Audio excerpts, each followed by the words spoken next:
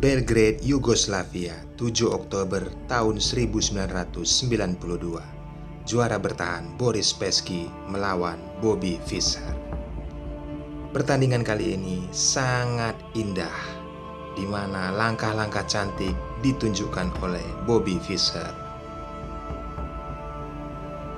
Sebelum itu, bagi teman-teman yang baru bergabung di channel ini, jangan lupa tombol subscribe-nya. Baiklah teman-teman, Bobby Fischer memegang bidak hitam dan Boris Spassky memegang bidak putih. Spassky memulai pion D 2 langkah dan dibalas oleh Bobby kuda ke F6.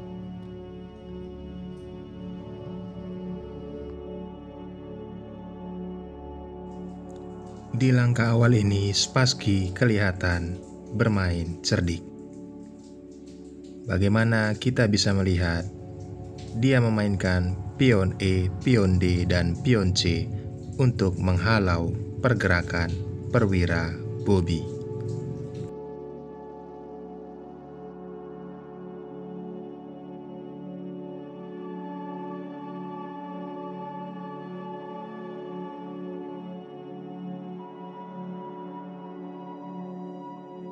Terlihat Spassky menaikkan gajahnya dan berusaha mengancam kuda.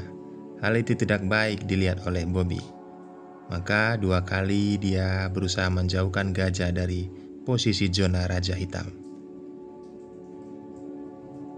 Teman-teman penikmat catur, kalian bisa lihat pergerakan yang dilakukan oleh Bobby.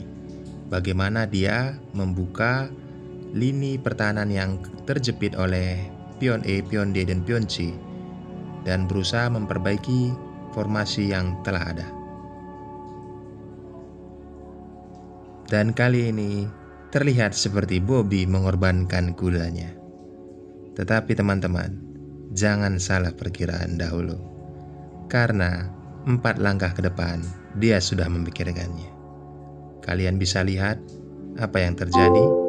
Gajah pukul kuda dan posisi sekak, lalu dimakan oleh pion, dan pion dimakan oleh menteri.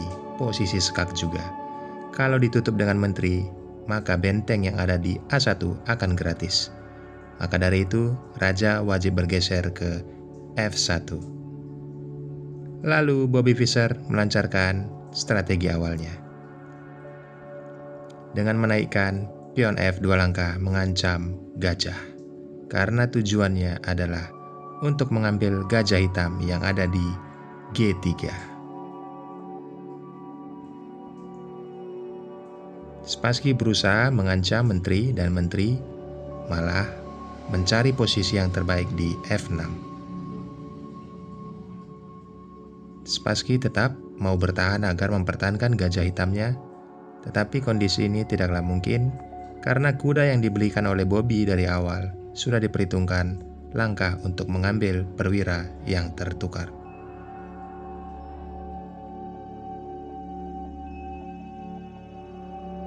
Maka dari itu, posisi ini Spassky menyadari dan mengambil langkah untuk gajah ke E2.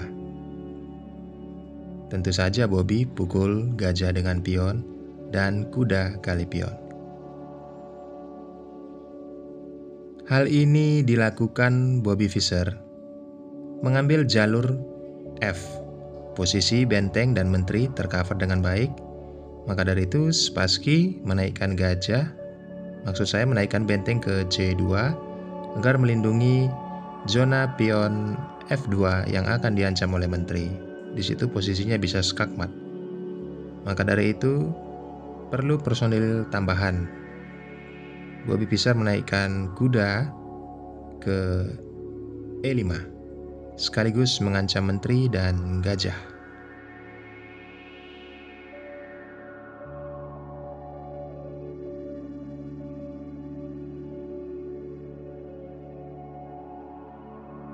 Spassky menggeser rajanya ke G1 karena melihat baris F sudah tidak kondusif, ada menteri dan benteng. Lalu Bobby melakukan rokade panjang.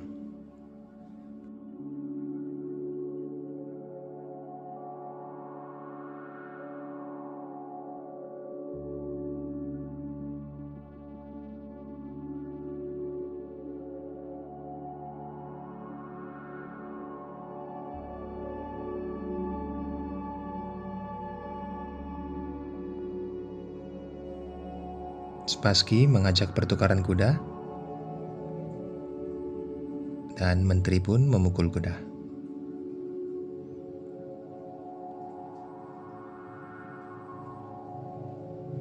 Spassky berusaha untuk melakukan penyerangan dengan menarik benteng ke B2,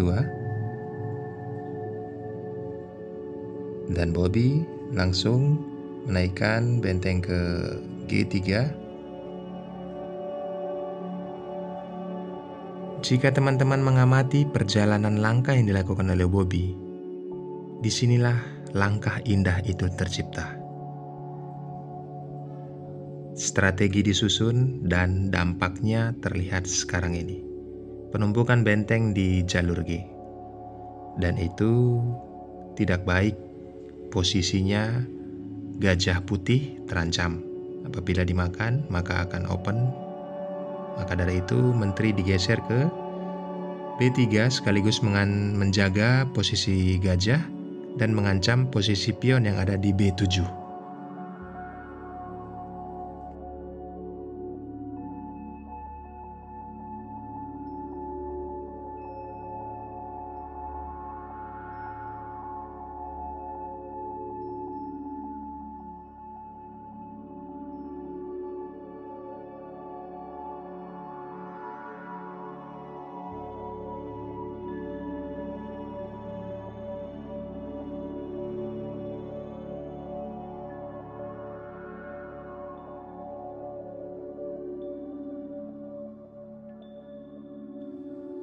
Terlihat seperti putih juga melakukan serangan, teman-teman.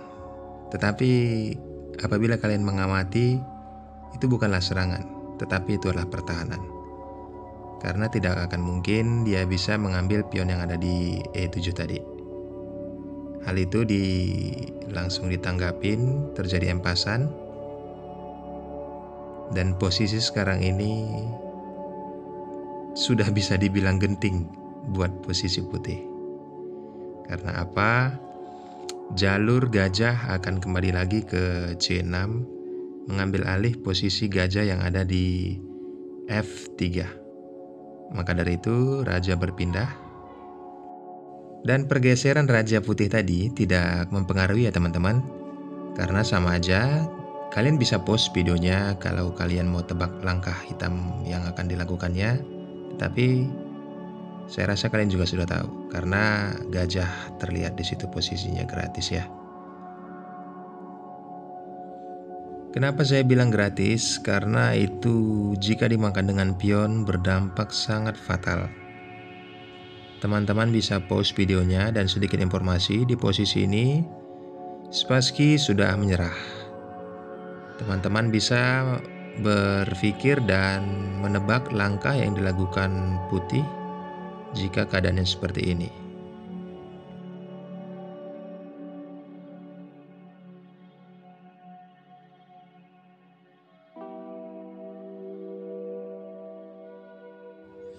Apakah teman-teman sudah mengetahui?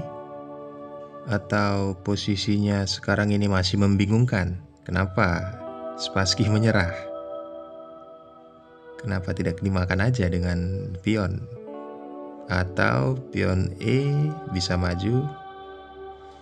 Itulah sebabnya teman-teman di posisi langkah catur memang harus berpikir keras.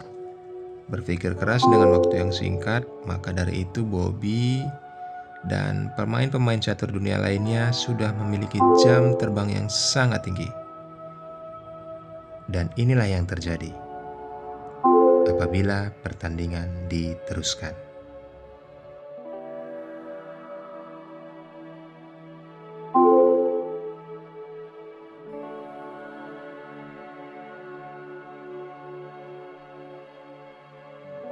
Terima kasih buat teman-teman yang sudah menonton. Jadikan pelajaran penting buat kita untuk melangkah catur bersama teman-teman kita ke depannya.